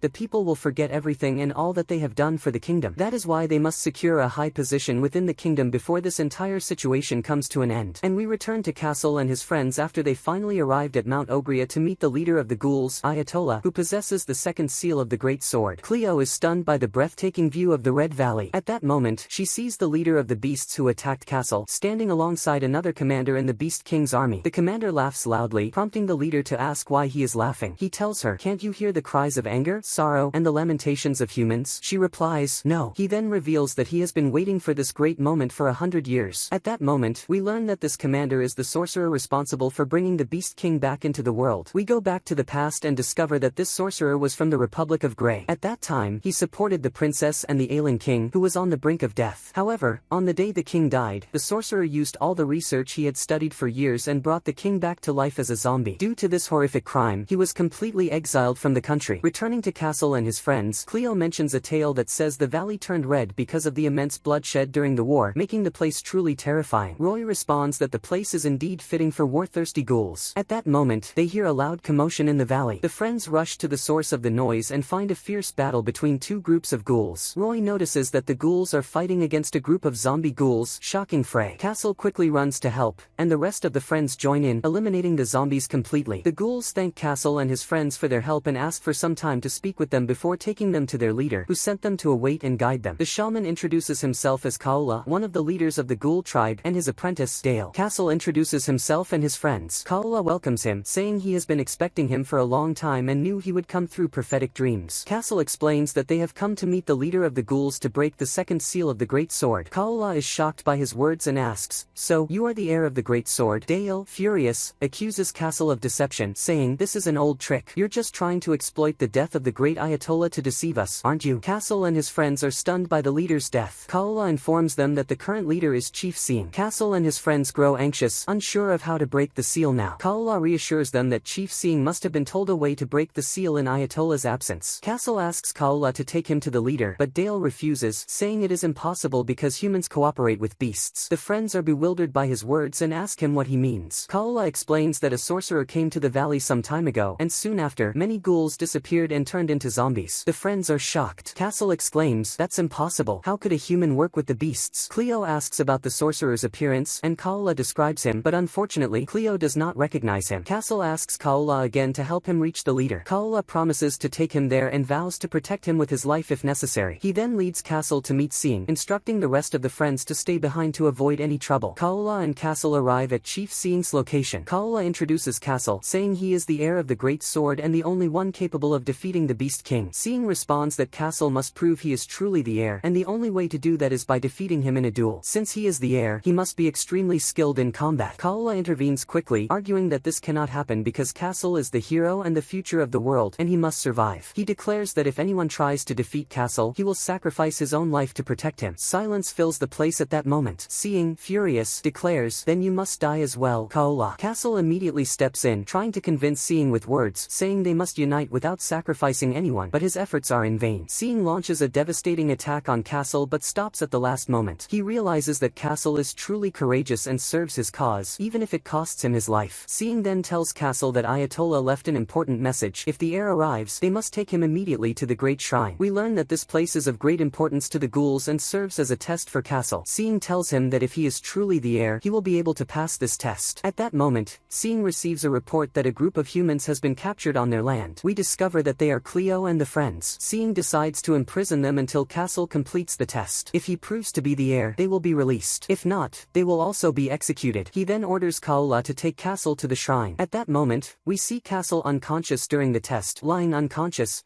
with Frey and the friends beside him taking care of him. Frey writes a letter to Klaus, explaining everything that happened during their journey, how Castle has become incredibly strong, and that he is currently undergoing a very important test that will determine the fate of the world. Cleo also writes a letter to Dominix, but she exaggerates in it, claiming she has achieved unprecedented accomplishments. Meanwhile, Celine goes to Loren and informs her that she has eliminated the beasts that entered the forest. Loren thanks her for her hard work and tells her that the day of the Beast King's emergence is near, and when that time comes, beasts will spread across the entire world. Celine asks about Castle and his friends, and Loren tells her that he has surely passed Mount Ogria and is now on his way to meet Pavel. Celine grows worried about them and hopes they are safe. After that, we learn that Castle has also passed Seeing's test, and Seeing has broken the second seal on the sword as well. At that moment, the power of the Great Sword manifests even more. Castle and his friends decide to continue their journey and bid farewell to Seeing, Kaola, and the rest of the ghouls. But suddenly, the evil sorcerer appears. Dale becomes furious, pointing at him and saying, "This is the human who handed the ghouls over to the beasts and turned them into zombies." The sorcerer laughs loudly and responds, "How dare you compare me to such weak creatures? I am the great sorcerer Maldok, the one who invented the idea of the undead and brought them back to life." Castle and his friends are shocked to realize that this is Maldok, the sorcerer who brought the Beast King into the world 100 years ago. Castle becomes enraged at that moment and insists on defeating the sorcerer. He attacks him with full force, but the sorcerer turns out to be astonishingly powerful, even stronger than Castle. The battle between them is fierce, and just as the sword's power activates, the sorcerer flees freeze immediately. Since then, Castle has remained unconscious, which is why they are still staying with the ghoul tribe, waiting for Castle to regain his strength. Meanwhile, Klaus receives Frey's letter and feels relieved that they are safe. He is happy to know that Castle continues to progress and grows stronger as time passes. The scene shifts back to the kingdom, where Red has taken his entire team to the castle, just as the princess requested. The princess welcomes them, but they initially look down on her because she is a princess. However, they are shocked to learn that she is also the leader of the knights and will be fighting alongside them against the beasts. The princess informs them that they will all set out tomorrow towards the plains of Galioia and tells them that this mission is crucial as it will determine the fate of the entire world. Demia explains the details, stating that their destination is the ruins of the Republic of Grey in the plains of Galioia. She tells them they will take the path opposite Eldora Forest and enter the plains directly, heading toward the Republican Palace. She explains that this palace is where the Beast King first appeared 100 years ago. Demia and the princess notice that the goblins are not taking the mission seriously and lack discipline. The princess then asks one of them to join her in a warm-up session. The training begins, and Azal attacks the princess with all his strength, but she is far stronger than him. Everyone is astonished by her power, and Azal is ultimately defeated. The other goblins mock Azal, saying, "What happened to you? Have you gotten weak or what?" The princess then asks if anyone else wants to duel her. Everyone grows tense and remains silent. She tells them that she trusts them, so they must also trust her and the knights. Meanwhile, nobleman Moriham gathers the other nobles to discuss an important matter concerning the black goblins. He tells them that the black goblins must be rewarded for their efforts if they return from the upcoming battle. The nobles reply that they have already rewarded them by allowing them to join the knights. However, Moriham insists that Ret should be made a noble. The nobles are shocked and immediately refuse, but Moriham pressures them and asks nobleman Shemit for his opinion. Knowing that Shemit owes Ret for saving his son's life, he hesitantly agrees. The other nobles grow furious, saying that the chancellor will never allow such nonsense. Moriham responds that, in that case, the chancellor must be removed from his position. At that moment, the chancellor is busy with the princess, trying to convince her not to go to the plains herself. However, she refuses and insists on taking responsibility herself. Meanwhile, Klaus visits the princess and tells her about his friend Castle and Frey, explaining how they are fighting the beasts and defeating them. He reassures her that many other nations are also battling the beasts. The princess becomes excited and tells him that she hopes to meet Castle one day. Klaus replies that Castle would be very happy about that. The scene then shifts to Ret sitting with his team, revealing his plan with nobleman Moriham. He tells them that he will finally become a noble after they return from battle, but they must achieve a stunning victory. He also explains that they will be able to rid themselves of the princesses and the chancellor's authority through Moriham, who will seize control of the kingdom while they are away. The team becomes excited and immediately prepares for battle. The next morning, the princess bids farewell to Baihul, telling him that she is leaving everything in his hands. The people gather to watch the soldiers set out, waving them off until they reach the black carriage. Sela runs quickly to bid farewell to Tam as well, but he ignores her and continues on his way. Meanwhile, the sorcerer sits with Commander Maria, discussing their plans and what they will do if the great sword appears again. The scene then shifts to Riha, the black carriage, and the knights traveling toward the plains. They set up camp in the evening, and the princess gazes at the moon, realizing that the time for the Beast King's emergence is drawing near. Ret gathers with his companions and tells them that they must win this battle on their own, without the knights. The goblins become extremely excited about the fight, hoping to battle strong beasts to enjoy themselves. The next morning, everyone prepares, and Demia tells Ret that he will advance in this direction to reach the palace. She instructs him and his comrades to report immediately if they spot any beasts in the area. The princess warns him to be cautious. Ret and his team proceed, finding the place eerie and extremely dangerous, but they press on. At that moment, Tam notices a strange mark on the ground. As soon as he touches it, it explodes, killing him instantly. The others are stunned and deeply grieve for their fallen comrade. Ret calms them down, telling them they must pull themselves together. He assures them that this is the work of the beasts and says that the creature responsible for Tam's death must be nearby. At that moment, the sorcerer suddenly appears behind them from a black magical portal. At that moment, the princess and Demia stand waiting for any news from Ret and his team. Demia asks the princess to rest and let someone else take over the watch, but the princess refuses, saying that she has a bad feeling and wants to monitor the situation herself. The scene shifts to Maria, the commander of the Beast King's army. She senses the sorcerer's power and realizes that he is doing something strange at that moment. Back with Ret and his companions, the sorcerer is surprised to see black goblins in the area. Ret becomes furious and asks him if he was the one who set the trap. The sorcerer replies, "Don't you know that this area belongs to the beast army?" The other goblins grow enraged at the sorcerer, but they are suddenly shocked when their friend Tam stands up again, only to find that he has turned into a zombie. Azal, unaware of the situation, happily approaches Tam, only for Tam to attack and kill him. The sorcerer then commands Tam to attack his former comrades. The battle continues, and they manage to eliminate Tam's corpse first. The sorcerer then strikes them with astonishing magical power, killing a large number of them with ease. Enraged, the remaining goblins charge at the sorcerer, but he effortlessly eliminates them as well. Red is left in shock at the sight before him. The sorcerer, with cold indifference, tells him, unfortunately, I can't create puppets from these corpses, they have been too badly damaged. Rhett's remaining team members attack the sorcerer with all their might, and in the end, Rhett's sister succeeds in stabbing him deeply. The sorcerer, now enraged, strikes Rhett's sister and sends her flying. At that moment, Maria arrives and asks, "What's going on? You seem to be having a rough time, aren't you?" The sorcerer, furious, snaps at her, "Shut up." Rhett is horrified to see his sister, Rebini, lying on the ground, badly injured and unconscious. Consumed by rage, he charges at the sorcerer with all his strength, landing a devastating blow. However, Maria intervenes and defeats Rhett using her magic. Maria then notices that the princess's army is approaching. She orders the sorcerer to withdraw immediately, saying she won't allow them to kill him because he still has a role to play in bringing the Beast King back to the world. The sorcerer casts his magic and vanishes instantly. At that moment, the princess arrives at the battlefield and is horrified by the gruesome scene, realizing that all the goblins have perished. As they search for any survivors, they find that Rhett is still alive and quickly aid him. The scene shifts to Castle in his dream, where he sees a strange figure before him. He stares intently at it, but at that moment, Frey calls out to him until he awakens. Castle is disoriented, unsure of where they are. As soon as he wakes up, all his friends rush to him, asking how he is. Cleo tells him they were very worried about him. Castle apologizes for making them worry. Kaola then orders Dale to inform everyone that Castle has awakened. Castle tells Frey that he will go for a short walk but won't go far, so she shouldn't worry. Castle walks to the site of his battle with the sorcerer, only to find Kaola behind him. Kaola asks if something is bothering him. Castle apologizes for the death of Chief Seeing. Kaola replies that it was Seeing's fate and that he fought bravely to his last breath in defense of the ghouls, which is what truly matters to them. Kaola reassures Castle that he will take care of everything and that they are grateful to him as well. He tells Castle that he is always ready to help him. Castle then asks Kaola for advice on how to control his overwhelming power without harming those around him. Kaola responds with advice as a ghoul, saying that Castle must strengthen his heart just as much as his physical strength in order to control the power of the great sword. Castle is puzzled and asks what he means. Kaola responds, "Didn't you say that you want to become a shield that protects your friends and those dear to you from all evil? Then devote yourself to that idea. Always keep in mind that you wield this weapon to protect others." That evening, Roy and Cleo visit the food storage, where the ghouls provide them with plenty of food for Castle since he is the hero. Cleo and Roy carry the food, and Cleo remarks that Castle surely won't be able to eat all of it. She is happy to see Castle back to normal and doing well again. She tells him that he looked terrifying during his battle with the sorcerer. Roy replies that there is still a third seal to break, which will unlock the full power of the sword, and when that happens, Castle will become much stronger. This thought unsettles Cleo, leaving her uncertain about what might happen. Roy reassures her, saying they must support Castle until the very end of their lives. That night, as everyone sleeps, Castle remains awake, thinking about his battle with the sorcerer and the incredible power he failed to control. He goes for a walk and returns to the battlefield, lost in thought. Frey comes to check on him, and Castle apologizes for worrying her. She tells him she couldn't sleep either, which is why she followed him. As they gaze at the moon, Castle tells her that they don't have time to waste. They must leave tomorrow now that he has recovered. He tells her that they must meet Pavel as soon as possible to break the third seal on the sword. Frey remains worried about him. Castle reassures her that he is fine, but the real problem is that he can't remember anything that happened before his rage took over. He tells her that he will try harder to control himself. Frey comforts him, saying that he is stubborn, and she is sure he will overcome anything he faces. The next morning, everyone wakes up, and Castle and his friends bid farewell to Kaola and Dale. Dale apologizes for his previous rude behavior toward them and offers to accompany them to the mountain's base as a gesture of gratitude. Kaola then calls out to Frey, saying there is something important she must know. He tells her that in his vision, when Castle faced the Beast King, he vanished at the end, just like King Kyle did. Frey is stunned by this revelation. Kaola tells her that this is not set in stone and that they can prevent it if they work hard to change it. He asks her to take care of Castle. On their way to the next village, the friends take a break by the river. At that moment, a girl appears and mistakes Frey for someone else. Realizing her mistake, she apologizes and then introduces herself to the rest of the group, revealing that she is a mercenary named Reina. Roy recognizes her, and we learn that she is an assassin who works solely for money. Roy then leads the group to continue their journey, but Reina stops them. Roy tells her, "Don't follow us. We don't have time to waste with you." Reina replies that they are heading in the same direction, so, unfortunately for him, he'll have to deal with her. She then asks if they plan to stay in the village for the night, and Cleo excitedly replies that it would be great. Reina then says, "But first, I have something to ask you. You're not from Orphelia, are you?" Frey responds, "No, we are from Orphelia." Reina then warns them not to let anyone in the village know they are from Orphelia or from the Empire. Castle, confused, asks her why, but she tells him to just listen to her, and she will explain the situation later. Reina leads them into the village, which turns out to be a settlement of black goblins. She is well liked there and takes them to the inn where she is staying. However, there are no available rooms for them. She then asks the innkeeper to let them stay in her room. Meanwhile, the villagers are discussing the disappearance of 15 people. They don't know what happened to them, but they are certain that it wasn't the work of beasts, otherwise, there would have been bodies left behind. behind. They speculate about who could be responsible and eventually conclude that it might be the people of Orphelia. They start criticizing Orphelians, calling them heartless and cruel. However, the innkeeper argues that it couldn't be them since humans have also gone missing this time. Reina then takes Castle and the others to her room and explains what has been happening in the village. The disappearances have been increasing, but no one understands what's happening or who is behind it. From the perspective of the Black Goblins, the people of Orphelia are nothing more than tyrants. She warns them never to mention their homeland while they are here. At that moment, news arrives that Aiden has also been kidnapped. The villagers grow anxious, and Reina and the friends head into the forest to search for him. Despite their efforts, they find nothing. Castle decides that they must help the village, but Roy refuses, insisting that they should avoid trouble and focus on their goal. However, Castle is determined, and eventually, everyone agrees to help. They ask Reina if she has any clues or information that might help in the search. Unfortunately, she has nothing, but she had intended to investigate the forest near the village more thoroughly. However, it was too vast for her to search alone. The friends decide to search the forest together again. They set out and search every part of the forest. At that moment, Castle hears a strange sound and follows it, accidentally falling with Reina into an underground tunnel. They decide to continue exploring the tunnel but stop momentarily to let their eyes adjust to the darkness. Reina then asks Castle about his journey's destination. He tells her that he is going to meet Pavel at the Snowy Wind Mountain. She then asks him why he wants to meet Pavel. He replies that it is to break the third seal of the Great Sword. Reina is shocked and asks, "Do you mean King Kyle's sword?" She becomes even more bewildered and asks why he is searching for it and wants to break the seal. Castle tells her that he is the heir of the Great Sword. Reina, completely confused, says she doesn't understand what he is talking about, but what matters is that he must be a very important person. Meanwhile, Cleo continues searching the forest when she suddenly gets caught in a massive spider web while flying on her broomstick. She doesn't understand what is happening, but then the beast appears and captures her as well. Back in the tunnel, Reina finds Aiden's shoe on the ground. They are shocked and decide to venture deeper into the tunnel. They continue until they reach the monster's nest, which is filled with people trapped inside cocoons. Just as they decide to report their findings, the giant spider beast appears before them, with Cleo among its captives. Castle, enraged, immediately charges at the spider, but it retaliates and pushes him away. He continues to evade the spider's venomous attacks while fighting alongside Reina with all his might. However, the beast attacks Reina as well and captures her. Castle, now even more furious, decides to face it head-on. He channels all the power of the sword he possesses and unleashes a powerful and astonishing attack, eliminating the spider beast. With that, they rescue everyone and return safely to the village. The villagers rejoice at the return of their loved ones. Castle and his friends bid farewell to Reina and leave the village, continuing their journey to meet Pavel and break the final seal. At that moment, the princess, Demia, and the army arrive at the village where Castle and his friends previously passed by the shelter. They rest there for a while, and the princess thanks the mayor for their help and for providing a suitable place to treat Rhett. The mayor replies that it is only natural and an honor for them to assist the princess, adding that they are indebted to the people of Orphelia regardless. The princess and Demia are surprised, so the mayor explains that 2 days ago, a traveler from Orphelia saved them from the beasts, and his friends also took good care of the children while they stayed in the village. The princess is even more surprised, so the mayor tells her that the traveler's name was Sir Castle. She and Demia immediately recognize the name, recalling that Castle is Klaus's younger companion. The princess and Demia remain worried about Rhett, who has still not woken up. The princess says that things will be difficult the moment he regains consciousness and learns about the massacre his team suffered. The next morning, the young girls, along with Elise, run up to the princess and excitedly welcome her, presenting her with beautiful flowers. The princess gratefully accepts them, feeling overjoyed, and thanks them for the flowers. At that moment, Johann arrives and asks the children to go play elsewhere and not disturb the princess. The children bid her farewell and run off immediately. Meanwhile, a report reaches the nobles in the kingdom about the appearance of a very powerful beast in the plains, which, unfortunately, completely wiped out the black carriage unit. The nobles are shocked by the news, and Noble Moriham falls into a state of anger and disbelief, realizing that his entire plan has gone to waste. One of the knights informs Klaus about what happened and tells him that Rhett is the only survivor from the black carriage unit. He also explains that this news has spread fear and panic among the people of the kingdom. Indeed, the entire town is in a state of terror. Sheila is devastated when she hears what happened and weeps bitterly over Tam's loss. Back with the princess, she remains with the doctor as he treats Rhett. There is nothing left for them to do but wait for him to wake up. At that moment, Rhett slowly regains consciousness and asks where he is and where his comrades are. The princess becomes tense, unsure of what to say. She asks everyone to leave the room so she can speak with Rhett alone. She tells him that when they arrived, everyone was lying lifeless on the ground and the beasts had disappeared. She then informs him that he is the sole survivor of his unit and apologizes for what happened. Rhett is utterly shocked and asks the princess to leave him alone for a while. Rhett falls into a state of deep shock, sorrow, and anger. Later, when the doctor enters the room, he finds that Rhett has vanished completely. The princess becomes extremely worried, not knowing where he has gone. She immediately orders everyone to search for him in the area, reasoning that since he is still injured, he couldn't couldn't have gone far yet. They search everywhere, but unfortunately they do not find him. Meanwhile, Rhett struggles against his injuries, walking through the forest until he collapses to the ground. In that moment, he remembers everything that happened to his friends and sister. He screams in anger, unable to understand why he alone survived while everyone else perished. As he sits there, lost in thought, he remembers the sorcerer who killed them all and swears to kill him with his own hands. At that moment, the princess finds him, deeply worried about him. She tells him, "You're a fool. If you go to the plains in your current state, you will definitely die, and then you won't be able to avenge your friends." At that moment, Rhett's anger rises, and he reveals their plan, saying that everything they did was to take revenge on the people of Orphelia for what they did to the Black Goblins. The princess is shocked and tells him that something must be wrong. Rhett then tells her about the immense suffering the Black Goblins endured at the hands of the Orphelians. The princess is left in disbelief, shocked by both their plan and his words. However, Rhett tells her that none of that matters anymore. What matters now is that he will find the beast that killed his friends and kill it himself. At that moment, Rhett collapses again and loses consciousness. The princess takes him back to the village to treat him once more but does not tell Demia or anyone else what he revealed to her. Demia notices the sadness on the princess's face and asks her what happened, but the princess says nothing. She simply states that she had been blind to everything happening in the country for so long. Demia is confused by her words and asks about her conversation with Rhett. However, the princess replies that it has nothing to do with Rhett and that it's just her own thoughts. Demia tries to comfort her, but the princess walks away, saying she needs to get some fresh air outside. That night, Rhett wakes up again and heads toward the plains. In the forest, he encounters Maria. She tells him, "I didn't expect you to wake up again." Rhett, enraged, draws his sword and attempts to fight her, but he is still injured and she easily defeats him. Rhett then asks her why he is still alive. What is the purpose of his survival? Maria then asks him about the pendant he is wearing, wanting to know where he got it. Rhett is confused by the question and asks, "Why should I answer you?" Maria tells him that he clearly does not understand the value of the pendant he carries. She then reveals that pendant belonged to Ilya. Rhett is stunned. Maria continues, "You must know the story since you're a black goblin, right? The story of Ilya and her condemnation for defiling the great sword." She explains that 100 years after Ilya's death, her pendant was returned to her family, and since you have it, that must mean you are her descendant, right? Rhett is shocked by her words and asks, "What is your connection to Ilya?" Maria replies that Ilya was a dear friend of hers and that she was a woman who loved doing good. Maria then stuns him further by revealing that the Orphelians wronged Ilya as well and that the entire story they were told was a lie. Ilya was helping Kyle, not trying to defile the sword. Rhett is shaken by this revelation. Maria then tells him to go to the Sage's Tower, as Ilya's laboratory was there. Before leaving, she informs him that the fake great sword is there as well. Rhett then asks her why she is telling him all this. Maria replies that it is because she is trying to reclaim something precious to her. At that moment, we return to Castle and his friends as they continue their journey to meet Pavel. Cleo is extremely excited because only one seal remains before they can fully unleash the power of the great sword. Frey wonders what kind of person Pavel is. Cleo responds that he was a hero who fought alongside King Kyle 100 years ago, making her even more eager to meet him. At that moment, Roy notices a zombie watching them from a distance. It suddenly attacks, and he swiftly eliminates the creature. However, Castle notices something strange about Roy and asks him if he's alright. Roy insists that everything is fine. Later that night, Castle approaches Roy again and asks him what's bothering him. Roy replies that he just remembered something from his past. Castle expresses interest in hearing about his past, so Roy begins to tell him his story. He reveals that he was once a member of a group of mercenary assassins. He recounts the day he met Zaid, the leader of the assassins, who gave him food when he was starving on the streets. Determined to repay Zaid for his kindness, Roy insists on doing something in return. Zaid then suggests that Roy join their group. Roy agrees, and after joining, Zaid begins training him. However, every day, Roy also assists Zaid with manual labor, such as driving stakes into the ground and helping people with ordinary tasks. It turns out that this group leans more toward helping others than actual killing. Castle then asks Roy if the zombie he killed earlier was Zaid. Roy replies that it wasn't. It was another member of the group named Bavian. He then recounts what happened that caused them all to be separated. One day, the kingdom assigned them a difficult mission to investigate the plains. Since no human had entered that place for over 100 years, the situation was dangerous. Many had ventured in before, but no one ever returned alive. On that day, they sent one of their members to scout the area while the rest of the team waited. However, he never returned. Zaid then decided to go search for him, but he, too, did not return for a long time. Growing increasingly worried, the rest of the team decided to search for their leader, fearing that something had happened to him. Determined to find Zaid and their missing comrade, they set out, searching every corner of the eerie and terrifying place. Eventually, they found their leader and ran toward him in relief. Zaid, surprised to see them, asked what they were doing there. They told him they were worried about him, which is why they had come to search. They then continued searching together for their missing comrade, Eddie. As they wandered through the area, Zaid and another member of the group stepped on a strange marking on the ground. In an instant, they transformed into zombies and attacked the rest of the team, slaughtering them all. Roy barely managed to escape, fleeing while hearing the agonizing screams of his friends. Eventually, he collapsed from exhaustion. When he woke up, he found himself in the sage's tower, with Dominix watching over him. Dominix asked Roy what had happened, and Roy explained everything. Dominix then clarified what had truly occurred, that his comrades had become zombies, nothing more than soulless, mindless corpses acting on instinct. Since that day, Roy lived in the sage's tower, waiting for the moment when he could return to the plains with Castle. After finishing his story, Roy leaves Castle and goes to sleep. The next morning, everyone wakes up, and Castle informs his friends about the presence of the undead in the area. The group then begins planning a way to eliminate all the zombies at once. Cleo suggests a method to lure all the undead together, telling them that they can attract them by creating a very loud noise. Frey, puzzled, asks how that would work. Cleo confidently replies that it's simple. She can create an explosion using her fire magic. They soon confirm that no other creatures are in the area, so they continue moving forward. Roy then speaks to Castle, revealing that there is another reason he joined this journey aside from his deal with Dominix. He wants to find his leader and put him to rest himself. At that moment, Roy and the group suddenly halt. In front of them stands Zaid, now a zombie. Everyone prepares for battle, and Roy charges at Zaid with all his strength. However, it becomes clear that Zaid is extremely powerful. At that moment, the rest of the group's zombified members appear. Castle takes care of them, leaving Zaid to Roy. The battle between Roy and Zaid is fierce. In the end, Roy succeeds in defeating Zaid, finally allowing him to rest in peace. Castle and his friends finally arrive at their destination, marveling at the sight of the majestic mountain. Castle looks up at the sky and realizes that the time for the Beast King's emergence is drawing near. Because of this, he must make sure Pavel breaks the seal quickly so that he will be ready to face the Beast King. They set out in search of Pavel, the greatest sorcerer in history. They know that Pavel lives in an icy cave, as Loren had told them. They search everywhere, but suddenly, a giant skeletal monster appears and attacks them with immense force. The friends quickly evade the attack, but the monster is incredibly powerful, and they struggle against it. However, in the end, they manage to defeat it. After resting for a while, they decide to continue their journey. Suddenly, strong winds begin to blow against them, but they push forward. Over time, the weather conditions improve, and they come across a wooden cabin halfway along the path. They discuss whether they should rest there for a while or continue. Since they all seem fine, they decide to keep going. However, at that moment, Frey collapses. The group decides to take a break until she recovers. While resting in the cabin, Cleo notices the reason for Frey's exhaustion and begins to cry. Roy and Castle enter, and Castle asks Frey if she is alright now. She replies that everything is fine. Cleo hides her sadness and gets up to prepare water for Frey without telling Castle or Roy anything. The scene shifts to the princess and Demia. Demia asks the princess when they should move out. The princess replies that they will not move until Rhett returns with the fake sword from the sage's tower. They need it to defend themselves if the Beast King appears or if the powerful beast that destroyed the Black Carriage unit shows up again. Meanwhile, Castle stands outside, watching the sky. Frey joins him and tells him that the cold air feels refreshing. She notices that Castle looks tense, as if something is troubling him. She asks if he had a nightmare while sleeping. Castle tells her that he has been seeing the same dream repeatedly. A mysterious figure calls out to him in his sleep, but he can never tell who it is or whether they are a friend or foe. He explains that this dream started appearing ever since he gained power from the second seal in Mount Ogria. At that moment, Frey recalls Kaola's words about Castle disappearing after defeating the Beast King, just as King Kyle did. Frey gently reassures Castle that everything will be fine. She laughs and jokes with him, lightening his mood. They enjoy a moment together until Frey grows exhausted again. Castle carries her back inside. They promise each other that, once the war is over, they will return to the kingdom together. Later that night, Castle leaves a letter for them while they sleep and sets off alone. However, Roy catches up to him and asks where he is going by himself. He also questions the letter Castle left behind. Castle tells him that he has decided to complete the mission alone. Roy is shocked and furious at Castle's words, accusing him of wanting them to leave him behind and take Frey back to the kingdom. Castle replies, yes. Frey always pushes herself too hard for the sake of others. Roy yells at him, calling him an arrogant fool. He says, do you really think you can accomplish everything alone? Do you realize that if you die, Frey will be heartbroken for the rest of her life? She will blame herself for not being able to protect you. He then asks Castle if he truly wants to make them feel powerless and unable to help him. At that moment, Cleo joins in, scolding Castle. She tells him that they are all in good health thanks to Frey. The truth about Frey's exhaustion is finally revealed. She had been using her magic the entire way to resist the strong winds and clear the path for them. That was why she had drained all of her magical energy. Castle finally understands and reconsiders his decision. He decides to continue moving forward together with his friends, as they always have. The next morning, the princess bids farewell to Elise, who gives her sweets that Frey had taught her how to make. The princess promises that peace will soon come to the world. As they prepare to leave the town, Red approaches the princess and asks how he can get to the sage's tower. The princess asks him why he wants to go there, but Ret tells her it's none of her concern and just asks for an answer. The princess tells him she will give him the information, but only if he tells her what he plans to do. Ret then explains everything he knows about the fake sword, and together, they set off toward the sage's tower. We return to Castle and his friends, finding Castle facing Pavel. However, something feels strange. Pavel suddenly attacks Castle with his full magical power. Castle tries to resist, but to no avail. Meanwhile, Frey, Cleo, and Roy struggle to break through the ice barrier separating them from Castle. Cleo continuously strikes the ice with powerful magical attacks until she finally manages to pierce through and reach Castle. At that moment, Pavel dispels the magic and removes the enchantment from the area. He then tells them that they have passed the test. It is then revealed that everything was a test to evaluate Castle's friends and determine whether they were truly worthy of accompanying him. Pavel then sits down with Castle and tells him that he wants to share something about his mother, Arlette. Castle is shocked and asks if his mother was ever there. Pavel replies, yes, she was here 100 years ago. I was the one responsible for protecting her while she slept. Pavel then begins telling the story from the beginning, recounting what happened 100 years ago when King Kyle came to him and Loren, requesting their aid in defeating the Beast King. However, Pavel refused the offer at first and attacked them with his magic. Kyle withstood the attack and kept insisting until Pavel was finally convinced to join them. It is revealed that Pavel only agreed to join them after a long time, once he finally opened his heart to Kyle. One day, while Kyle and Loren were near Pavel's cave, a beast attacked them. Pavel appeared at that moment and eliminated the beast instantly. From that moment on, they became close friends and continued fighting together against the Beast King's army. One day, Kyle visited Pavel and asked him to protect Arlette and Castle if something were to happen to him during the battle against the Beast King. Pavel was shocked and told him, don't tell me you're planning to die, right? You must take care of yourself and return safely from the battle. Kyle reassured him, saying that he would never give up until he saved the entire world. That was the last conversation between Kyle and Pavel. After the war, all they found on the battlefield was the great sword. Both Kyle and the Beast King had vanished completely. Castle then asks Pavel where Kyle could have gone. Pavel replies that he does not know. He explains that they were deeply worried about Kyle, but they had to seal the sword first to ensure they could face the Beast King again if he ever returned. Since the sword needed its wielder to be present for it to be of any use, they had no choice. Several days later, Dominix came up with the idea of freezing Arlette and Castle in deep stasis for another 100 years in case the Beast King reappeared. Loren opposed the idea, but Dominix convinced everyone that this was the only way to save the world from future danger. Eventually, everyone agreed, except for Loren. They then presented the idea to Arlette. She was stunned upon learning what had happened to Kyle and that he might never return. She was also informed that Maria, who had been with Kyle, was missing as well. It is revealed at that moment that Maria was not the commander of the Beast King's army. In fact, she had been one of Kyle's closest allies. Arlette ultimately agreed to Dominix's plan after confirming that it would not harm Castle and that it was necessary to save the world. Loren tried to persuade her to reconsider, but Arlette decided to sacrifice herself for everyone's sake, just like Kyle did. She then requested that they support Castle the same way they supported Kyle. From that moment on, Pavel took on the duty of protecting Arlette and Castle throughout the past century. Pavel is surprised when Castle calmly accepts everything he has heard. Castle declares that he is ready to sacrifice himself for everyone, just as his parents did. At that moment, Pavel smiles, and thinks to himself that Kyle's son truly resembles him. Then, Pavel suddenly informs them that, unfortunately, the Beast King is set to appear today. His time has finally come. The friends are shocked. Castle immediately asks Pavel to break the final seal on the sword so that he can obtain its full power. Pavel prepares himself and tells them that they must go to the World Tree as soon as possible to retrieve the sword, revealing that this is where they had hidden it. The group rushes to obtain the sword, filled with trust and hope in Castle. As they prepare for battle, they await the appearance of the Beast King, marking the beginning of the final battle. At that moment, the evil sorcerer completes his magical circle and summons the Dark King. However, the shocking twist occurs. King Kyle appears instead. Everyone is stunned, and Maria, overjoyed, rushes toward him. But suddenly, a strange, sinister aura surrounds Kyle, and he dons the armor of the Dark King. The sorcerer kneels before the Dark King and greets him. Maria, confused, asks what is happening. The sorcerer tells her that Kyle is now the Dark King, the destroyer of the world. Meanwhile, Castle and his friends, along with Pavel, are on their way to the World Tree, excited to break the final seal. At the same time, the princess and Ret travel toward the sage's tower. They finally arrive and enter to meet Dominix. Dominix welcomes them, remarking to the princess that the last time he saw her, she was just a small child. The princess then introduces Ret to him. She then asks how they can defeat the Dark King. Dominix tells her that the Dark King has already returned to their world and that he can feel his energy now. Dominix then asks Ret why he has come as well. Ret replies that he came because he wants to see Ilya's laboratory. Dominix asks him why. In response, Ret shows him the pendant. Seeing this, Dominix asks them to sit down as he explains the full story. He then takes them to Ilya's laboratory, telling Ret that everything has remained untouched since the last time Ilya was there. He then leaves Ret in the lab and returns to the princess. Dominix then asks asks, "You want to know how to defeat the Beast King, correct?" He tells her that the only way to defeat the Beast King is with the great sword, Aya. That is the only method. The princess becomes tense and tells him that, unfortunately, the great sword is missing. Dominic's responds that they sealed the sword away in a secret location all this time. The princess is surprised and asks, "So it still exists?" Dominic's confirms this. She then asks where it is. He reveals that the sword is hidden at the world tree. The princess, shocked, asks, "Why didn't you tell us this before?" Dominic's replies that he had to keep the existence of the great sword and its heir hidden to protect them for this very moment. The princess, even more confused, asks, "Who is its heir?" Dominic's explains that the sword can only be wielded by those chosen by the great Lua. There is only one person capable of inheriting that power, a young man named Castle. He then tells her that Castle is King Kyle's son and recounts the story of Kyle and Arlette, explaining how they placed Castle into deep stasis alongside his mother for a century in preparation for this moment. He also tells her about Ilya, Kyle's half-sister. Meanwhile, Rhett searches all over the laboratory for the sword but finds nothing. In the end, he discovers Ilya's journal, where she recorded everything about her life and research. After reading the entries, Rhett finally understands the full truth. Back with Dominic's, he continues speaking to the princess about Ilya, telling her that she was only trying to protect her brother. However, a group of nobles framed her to eliminate her and her family since they were the closest to the throne by royal bloodline. He explains that everything was a fabrication from the very beginning. At that moment, Rhett bursts into the room, filled with anger. He accuses Dominic's, saying, "There was never a fake sword to begin with. You knew this all along, didn't you?" Dominic's replies that he had no idea because he was with King Kyle on his journey to defeat the Beast King. After returning, he tried to convince people of Ilya's innocence, but by then, it was too late. The decision had already been made, and even the black goblins were consumed with hatred toward Ilya. Later, Rhett sits alone, deep in thought about everything that has happened. The princess then approaches him and asks what he plans to do next. She invites him to join their knights in the fight against the Beast King. She tells him that there is still hope for defeating the Beast King because the heir of King Kyle exists, the wielder of the great sword, Aya. Rhett is stunned by this revelation and asks her where the great sword is. The next morning, monsters spread across the entire land, and everyone fights with all their might to defend their homeland. Meanwhile, the sorcerer sits with the Beast King, telling him that they must destroy the great sword first. If they succeed, no one will be able to stand against the magnificent Dark King. Castle and his friends continue their journey toward the world tree, traveling through the fairy forest. At the same time, Loren and Celine battle fiercely against the monsters. They are both deeply concerned about Castle and his companions. Loren tells Celine that they must prepare for the fierce battle ahead. Back with Castle and his friends, they decide to rest from their journey and begin searching for food and water. Cleo sits with Pavel and starts asking him several questions about how he became such an incredible sorcerer. Meanwhile, Castle is collecting water with Frey when a massive flying monster appears. Castle remembers Pavel's warning that he is forbidden from using the sword's power until they reach the world tree. He grabs Frey, and they flee quickly, hiding in a cave between the rocks. Roy arrives to help them, but at that moment, another monster appears and swallows Castle whole. Unfortunately, Castle is forced to use the power of the sword, slicing the monster in half. The Beast King senses the sword's power, as does the sorcerer. Using his magic, the sorcerer teleports to Castle and his friend's location. Castle and the others prepare for battle, and in that moment, Castle lays eyes on the Dark King. The sorcerer introduces them to the Dark King, telling them that they should submit to him and accept becoming his servants. If they do, he will grant them mercy and allow them to live. However, the group immediately refuses, declaring that they would rather die than serve him. The sorcerer then unleashes his magic, attacking them with full force. Pavel steps forward and blocks the sorcerer's attack with ease. However, the Dark King suddenly moves and launches a devastating attack himself. Pavel intercepts the attack, shielding the others, but as a result, everyone falls into the canyon below. Maria jumps after them, following them down. The sorcerer himself is even shocked by the incredible power of the Dark King. At that moment, Loren senses the Dark King's power as well, and she is filled with terror. The scene shifts back to Castle and his friends, where Maria rescues them. Castle asks her why she saved them, but she does not respond. Instead, she simply tells them that Pavel needs care before leaving them. Pavel remains unconscious, so Frey uses her healing magic on him. At that moment, a forest spirit appears and guides them to Loren and Celine. Loren is shocked when she sees Pavel badly injured. They take him for medical care. Castle explains to Celine what happened, telling her that the Dark King has returned. He apologizes for failing to stop him. Celine reassures him, saying she knows he did everything he could and acknowledges that their journey must have been difficult. The friends then ask about the condition of the forest. Celine tells them that everything is fine for now, but unfortunately, the situation continues to worsen over time. Loren then approaches Castle, telling him that Pavel has yet to regain consciousness. This means that the attack he endured, despite being such a powerful sorcerer, proves just how overwhelmingly strong the enemy is. Castle agrees, and Roy adds that everything happened from just a single attack by the Beast King. Loren tells Castle and the others to rest, assuring them that she will take care of Pavel. She also informs them that she will use her magic to hide their presence in the forest from the Beast King. Later, Castle and Frey visit Chibi's grave to pay their respects. expects. Maria appears before them once again. Castle asks her about her last words to him. What did she mean when she said that the great sword was nothing more than a curse from Lua? Maria replies that the situation is exactly as she described it. At that moment, Celine spots her and draws her bow. However, Loren arrives as well and orders Celine to lower her weapon. Loren then welcomes Maria. Maria responds, "Why do you have such a sad look on your face, Loren? Shouldn't we be celebrating? After all, we're finally reunited after 100 years. Loren replies, "Celebrate? You were once one of the great priestesses, and now you've become a monster." Castle and Frey are shocked by what they hear. Maria tells them that she simply chose to follow the great Lia instead of Lua, that is all. Loren sighs and tells her, "Unfortunately, since you have become a monster, I must put an end to you now. I do not wish to kill an old friend." Loren then reveals to Castle and Frey that Maria was once their companion, along with King Kyle. The group is stunned by this revelation. Maria looks at Castle and tells him that he looks exactly like Kyle. Loren then asks her what really happened in the final battle, demanding that they continue their discussion inside. It is revealed that Maria was Kyle's childhood friend and that she was a priestess like Frey. The story shifts back in time to when Kyle and Ilya trained together as usual. Maria watched over them and healed their wounds whenever they got injured. She often scolded Kyle for not learning the proper techniques in swordsmanship, warning him that he was getting hurt too often. Kyle and Ilya would apologize, always troubling her with their recklessness. Maria followed Kyle everywhere. Even when he snuck into town, she would always go with him. She promised to stay by his side and help him, even if he traveled to the ends of the world. One day, Kyle and Maria went to the town as usual. On their way, they grew hungry and decided to buy some bread. Unfortunately, the bakery had already sold out, and the last loaf had been reserved for Arlette. This was the first time Kyle met Arlette. Arlette argued with Kyle when he tried to take her bread. Kyle asked Maria who she was, and Arlette replied that she was a regular customer at the bakery. She explained that the bread had been specially prepared for someone important. Kyle was puzzled by her words and decided to wait and see who this important person was. At that moment, a young black goblin boy arrived and asked the baker for a loaf of bread. The baker handed him the reserved loaf, and the boy gratefully took it, looking overjoyed. Arlette then told Kyle that the boy worked carrying bricks every day. Kyle was surprised. Arlette explained that her family had a contract with the workshop where the boy's father worked. Unfortunately, his father had suffered a severe injury, so the boy had taken his place. Every day, he went to work with a loaf of bread in his hands. Kyle came to understand the boy's situation and decided that he would look after him from then on. Arlette then asked him, "If you can care for this boy, can you care for all the others like him? There are so many more in the same situation, and some even worse." Kyle admitted that he might not be able to do that now, but he hoped that one day, he would be able to. Arlette smiled and said, "You will, one day, Your Highness." Kyle was shocked that she had known his true identity all along. Arlette then introduced herself, bid him farewell, and left. Over time, Kyle and Arlette became friends, fell in love, and eventually got married. However, the nobles disapproved of King Kyle's marriage to Arlette, as she was a commoner. One day, Arlette mysteriously disappeared. Kyle became increasingly occupied with the war against the monsters, and later, he and Maria began assembling a team to defeat the Beast King. During this journey, Maria supported the Great Lua, hoping for victory over the forces of evil. However, the situation remained dire, and the knights were becoming severely exhausted. One day, Kyle unexpectedly encountered Arlette at a military camp. He was stunned to find her distributing water to the soldiers. It was then that Kyle learned about Castle. They were reunited, and after a few days, Kyle obtained the great sword, Aya, to slay the Beast King. The final battle between the knights and the monsters ensued. Tragically, Ilya sacrificed herself to save a family of commoners fleeing from the monsters. She sustained a fatal wound and perished. The ultimate battle between Kyle and the Beast King was brutal. Maria was overwhelmed by the sheer power emanating from both kings. In the end, Kyle struck the Beast King with a devastating blow from his sword. However, at that moment, the great sword lost its power for an unknown reason. The Beast King vanished. Kyle, writhing in pain, also disappeared into the dimensional rift. Maria was left in shock, unable to save her friend Kyle or Ilya. At that moment, Maria lost all hope in life. Her grief and anger turned her away from the Great Lua, and she began supporting Lia instead, seeking a way to save King Kyle. It is revealed that she had been waiting for the moment when the dimensional rift would open again so that she could enter and find Kyle. This was the reason she remained alongside the evil sorcerer all this time. Returning to the present, everyone is astonished by Maria's story. Loren tells her that they all share the same desire to save King Kyle. Maria responds that things aren't that simple anymore. She explains that the rift has already opened, and from it emerged the very Kyle she had been searching for all these years. Everyone is shocked by the revelation that King Kyle has returned. They ask Maria if he is alright. Maria tells them that Kyle has indeed returned, but he now exists as the Dark King, Angmund. The group is left in disbelief. They realize that Castle must now fight his own father, King Kyle. However, Castle says that this means there is still hope. They can save King Kyle from the darkness that controls him. Maria warns him not to get his hopes up, reminding him that Lua will not support him now, just as she abandoned them before. Still, Castle remains determined to save his father. At that moment, they notice that Pavel has regained consciousness and immediately rush to him. him. Pavel decides to break the final seal on the great sword. As the seal is released, the sword's energy surges through Castle. Pavel tells Castle to claim the sword before the Dark Lord does. At the same time, the evil sorcerer and the Dark King sense the reawakening of the great sword. The next morning, Castle sets off to retrieve the sword and put an end to the Dark King. Loren asks Celine to accompany Castle and support him. She assures Celine that she will protect the forest herself. Celine agrees and departs with Castle on their urgent journey. And on the next day, the princess sends a message to the royal advisor, Beale, explaining everything that happened during the expedition and the solution they found to defeat the King of Beasts. In the evening, we see Castle and his friends on their way to the sword, and they camp in the forest. We see the girls talking in the forest, feeling worried about the situation they are getting into and the fierce battle that will take place between Castle and his father, King Kyle. But they praise Castle, saying that he is a loyal and kind-hearted person, and that his heart is as strong as the mighty sword flowing within him. Fry is worried about Castle facing the King of Darkness, afraid that he might end up like King Kyle. But Celine tells her that no one can enter this battle except Castle, because if they interfere, they will all surely die. She says that they must trust Castle and themselves before entering the battle, or else death will be their certain fate. Fry then encourages herself and tells them that from the very first day of the journey, she decided that she would protect Castle no matter what and under all circumstances. After that, they go to sleep to prepare for the adventure the next day, and we see everyone all over the world waiting for the decisive moment, the start of the final battle that will determine the fate of the world. On the next morning, we see Demia and Klaus on their way to the World Tree to meet the princess there. We also see Rhett and the princess on their way to the World Tree, and they are getting very close. The princess tells Rhett to prepare to fight the King of Darkness as soon as they meet Castle. Rhett responds that all he cares about is killing the evil sorcerer who murdered his friends and that he is ready to do anything to achieve that goal. Meanwhile, Castle and his friends are also on their way to the World Tree. Fry keeps thinking about what Maria said and feels worried that Castle might end up like King Kyle. At that moment, Fry stops Castle to talk to him about her fears. He replies that they must defeat the King of Darkness, even if he is his father, King Kyle. He admits that he is truly worried, but hearing Maria's story made him think carefully. He realized that King Kyle fought the King of Darkness and sacrificed himself to save the world, which made him respect King Kyle more than he fears meeting the same fate. He adds that King Kyle did all of this to protect the people dear to him, and since Castle also wants to protect those he cares about, he will fight just as bravely as King Kyle. At that moment, the princess and Rhett arrive at the World Tree. Rhett sees the great sword and immediately moves toward it. He tries to grab and pull it from the ground with all his strength and successfully lifts it. He thinks to himself that now, he will definitely be able to take revenge for his friends. The princess is surprised by his actions and asks him what he is doing. She tells him that Dominic said only the crown prince can wield the sword and that he must give it to Castle so that he can defeat the King of Darkness. Rhett replies, "And where is Castle now? Wait for them to come and help you, just as you want. But I have more important things to take care of." The princess tries to stop him, but he raises the sword at her angrily and tells her that he will avenge his friends himself and does not need anyone's help. At that moment, the evil sorcerer and the King of Darkness arrive at the World Tree. The sorcerer tells the King of Darkness that he is certain the sword is here. They try to enter the World Tree's domain, but a powerful magical barrier stops them. However, the King of Darkness uses his destructive power, obliterating the barrier with a devastating attack. The power of darkness spreads across the area, but the King of Darkness's strength runs out, and he tells the sorcerer that he must regain his power. The sorcerer tells him that he will take care of the sword and retrieve it immediately. We see Rhett and the princess amid the spreading darkness, confused about what is happening. Suddenly, the sorcerer appears before them. Rhett becomes furious and attacks the sorcerer with all his strength, and the princess helps him, but their attacks have no effect at all. Instead, the sorcerer overpowers them, striking Rhett and leaving him unable to fight. The princess helps him again, and this time Rhett manages to land a blow on the sorcerer. The sorcerer becomes enraged and unleashes his full power, sending Rhett flying. Rhett keeps dodging his attacks quickly and gets close enough to trap him along with the princess. Finally, the princess succeeds in stabbing him through the heart with her sword. The sorcerer uses powerful magic to destroy her, but Rhett warns her in time, and she dodges the attack at the last moment. Rhett then charges at the sorcerer with astonishing speed and completely decapitates him, ending him once and for all. At that moment, the King of Darkness appears, leaving the princess and Rhett in shock at his incredible power. The King of Darkness moves toward the sacred sword, and the princess rushes to stop him from obtaining it. However, he unleashes a devastating attack at her, and Rhett saves her at the last moment. Unfortunately, the King of Darkness obtains the great sword in the end. The princess tries to reclaim the sword, but he is far stronger than her, easily blocking her attack and nearly finishing her off. At that moment, Demia appears and blocks the King of Darkness's attack. Klaus joins in, helping her repel the King of Darkness's assault. At that moment, Castle and his team arrive, and everyone prepares for the final battle against the King of Darkness. Castle checks on them to see if they are alright, and Klaus reassures him. The princess tells him that the sword in the hands of the King of Darkness is the great sword, and Castle is shocked. The King of Darkness then says, "So, you have finally arrived." Castle replies, "You are not the King of Darkness, you are King Kyle, and you must wake up." Everyone is stunned by Castle's words and does not understand what is is happening. But the King of Darkness attacks Castle with all his strength. Castle struggles to resist, and Cleo assists him with her magic, but it is useless. Castle keeps resisting, trying to awaken King Kyle by reminding him of the people he loves, including his mother, but to no avail. The battle between Castle's team and the King of Darkness continues, and they realize they cannot do anything to him unless they take the sword. Everyone attacks the King of Darkness at the same time, but he defeats them all. Castle continues fighting fiercely until he successfully knocks the sword out of the King of Darkness's hands. The King of Darkness becomes even more enraged and unleashes his full power, drawing his own sword and preparing a devastating attack to finish off Castle. Roy charges at him, trying to stall for time so that Castle can get the great sword. Castle dashes at full speed and successfully retrieves the sword, activating its power. At that moment, the King of Darkness launches an extremely powerful and destructive attack, obliterating the entire area and defeating everyone. However, Castle remains standing, resisting thanks to the power of the sword. He gathers his strength, encourages himself, and launches a ferocious assault on the King of Darkness. The battle between them continues, and Castle keeps fighting. His friends try to help him, preventing the King of Darkness from moving. Cleo casts a powerful magical attack at him, but they are shocked to see that the King of Darkness is completely unaffected. The battle between the King of Darkness and Castle continues, but then the King of Darkness launches a fatal attack at Castle once again. Ret pushes Castle out of the way and takes the hit instead, suffering great pain. Castle asks if he is okay. At that moment, Maria appears, using her power to trap the King of Darkness inside iron bars, but he easily destroys them. Castle then takes the opportunity to strike, stabbing him in the chest with his sword. Maria suddenly remembers what happened to Kyle, and Fry also becomes worried about Castle. The dark energy starts wrapping around the great sword, draining Castle's strength. Fry rushes toward him, trying to help, but he tells her to stay away. She does not listen, and the dark energy strikes her as well. She struggles against it and cries, not wanting to lose Castle. The evil energy intensifies, and she faints. The dark energy wraps around Castle too, about to completely take control of him. But then, something strange happens. Ilia's pendant suddenly reacts, rising into the sky and glowing brightly. A magic circle appears from the pendant, granting Castle immense power. He successfully eradicates the darkness and completely destroys the King of Darkness. King Kyle returns to his true form. He falls to the ground and says he is happy that Lua's great wish has finally been fulfilled. He welcomes Castle as his son. Castle is surprised that his father recognizes him. Kyle tells him that he always heard his voice while he was trapped in the darkness. Maria is confused and asks what he means, saying, "Didn't Lua betray you?" Kyle replies, "No, I was the one who suppressed the power of the great sword myself so that Lua's wish could come true and my son could become the crown prince." He apologizes to Maria for everything that happened and for worrying her. At that moment, King Kyle bids farewell to his son, Castle, and his childhood friend, Maria, before disappearing completely. At last, the era of darkness ends, and peace returns to the world after the final defeat of the King of Darkness. Maria thanks Castle for saving Kyle and for saving the world. She bids them farewell and leaves. Everyone is overjoyed by the final victory and the return of peace to the world. After the final battle, the presence of monsters gradually decreases. Everyone returns to their homeland happily. Red is now seen as a hero by the people of Orphelia, and the discrimination against black-skinned demons in the kingdom completely ends. Red is officially recognized as a noble, and peace and joy spread throughout the world.